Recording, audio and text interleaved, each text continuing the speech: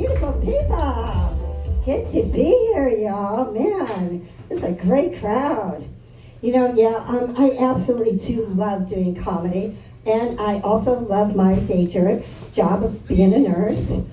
And it's an easy blend for me to do comedy and nursing because I think humor is healing.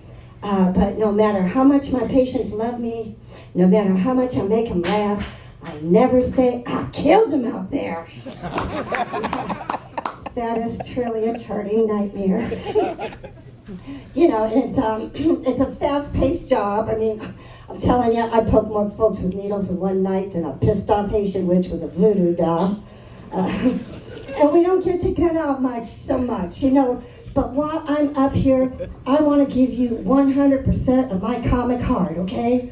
So don't anybody make me get off this stage, especially you three, to hold pressure on a gunshot wound or do CPR on a 30-year-old meth head having a heart attack. Don't do it, all right? And as a public service announcement, I will tell you, if you don't want to have a heart attack when you're 30, don't meth around. All right. Now, people used to ask us, usually like, what is your specialty? What do you do in nursing? Now all they say, what about COVID? What's up with that COVID? Is that COVID still around? Yeah, that COVID's still around. It is alive and well. And part of the reason is because we have some people that are still thinking like children and saying, well, that COVID's not real. I am here to tell you, COVID is not a fake virus. I do not have a fake nursing license. These are not fake titties. They are real, okay? That's right. Now, you know they're not fake because when I take my bra off at night, my girls look down and make sure my shoes are off, too. Okay. Now, if you do end up in the hospital, I hope you don't, but if you do, you're going to want to have an old school nurse, like me, because we got your back, the old school nurses. We protect you. We're not going to let any of those rookie doctors hurt you either. Lady comes in, she's about to have a baby, and that rookie doctor shows up late and says, well, I believe the window of opportunity for pain management has passed. I said, doctor, me and you, in the parking lot. Now, every 1 to 3 minutes, I am going to slam your penis in the car door and tell you I believe the window of opportunity for pain management has passed. Doctor, you need to stand and deliver and do your job. That's right. Okay. Now, knowledge is power, right? People get freaked out in the hospital because they don't know what's happening to them. And I have to say, when I was in the hospital having my baby at 16 years old, I was so dumb. I was powerless. No, I knew I was having a baby. I didn't have some, white trash toilet bowl baby. I knew I was going to have a baby. But, nobody told me, about all that pain and about that afterbirth. What the hell? Is that my liver? Oh, my God. I think I need that. Can you put it back? That don't look right. And then the next day, my nurse was very concerned that I hadn't peed all day. And she said, have you ever been catheterized? Well, I was in St. Mary's Hospital. I assume that had something to do with being Catholic. Oh, yeah, sure, yes. Of course. Are you guys going to baptize my baby?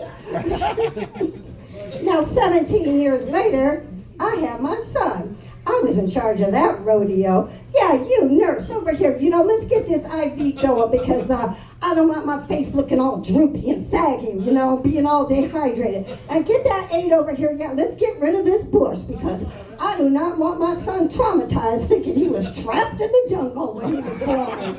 Okay? Where's that doctor? I want that doctor here before I can say epidural. There's not going to be any pain here. But pain is bullshit. You want pain? Give that little hippie chick over there some pain. She wants that natural childbirth. Ain't nothing natural about suffering. Fuck suffering. No. Now, I'm a little bit more knowledgeable now, but there ain't going to be no babies. That would be the immaculate misconception. But if I knew what I know now, even at 34, I'd say, you know what, better yet, just give me some propofol, knock my ass out, and I'll watch a video in the morning. That's how that's going to go down. Now, there is one thing I've been a little pissed off about, you know, and hearing these drug dealers out here pushing fentanyl. Now, fentanyl is not a party drug, it's a trauma drug, you know, and these drug dealers found out that, that fentanyl, that's 100 times stronger than morphine. Wow, we could do some shit with that, but it's kind of expensive, so, you know, we're going to cut it with some heroin, some Quaaludes, some sterno camping fluid, you know, children will love it.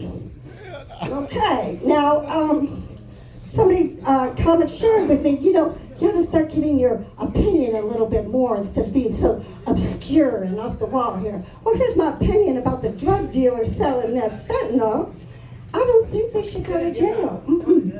I think when they're arrested, they should be sentenced to have to shoot up the same dose of that poison that they sold to that kid that killed him. That's what I think. Now, the real fentanyl, the good shit that the ER has, and the paramedics have, you gotta earn that, okay? Don't be coming around, I broke my ankle, I need some fentanyl. Bitch, shut up. No. Okay, here's the deal. You know, if you look at that nail gun, that pneumatic nail gun, goes, is there nails in it? You have earned some fentanyl. If you're going over the fence to get your kid's ball and says, I don't think that Rottweiler will bite me, you deserve some fentanyl. If you're crossing that red light and you speed up and say, there's never traffic at this intersection, you have earned some fentanyl. Okay. Now, some people have said, you know, Barbara, you kind of make fun of tragedy a little too much. That's kind of harsh, you know. Well, I don't laugh at tragedy. I laugh in spite of tragedy. I see tragedy every day in people's lives forever change.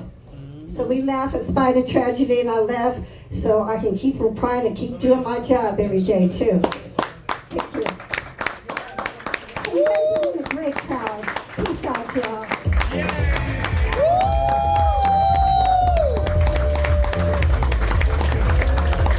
Come on, y'all. Give it up for Barbara. Yay, Barbara. Hey, humans, listen.